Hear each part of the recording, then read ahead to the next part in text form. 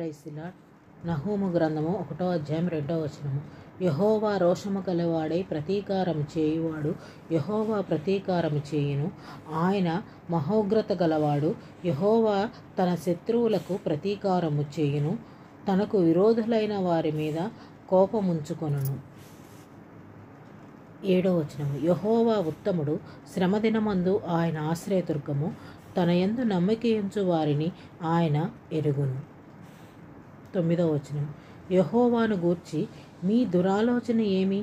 బాధ రెండవ మారు రాకుండా ఆయన బొత్తిగా దానిని నివారణ చేయును. ఇదే రక్షణ దినము, తీర్పు దినము అతి సమీపంగా ఉంది. ఆయన చాలా రోషము గల దేవుడు. ఆయన రోషమును బట్టి మనము ఆయనకి లోబడి ఆయన పాదాల చెంతకు చేరి మనం చేసిన ప్రతి ఒక్క తప్పుకి పాప క్షమాపణ అడిగి ఈ రోజునే మారు మనసు పొందితే తప్పకుండా మన పరలోక రాజ్యవారు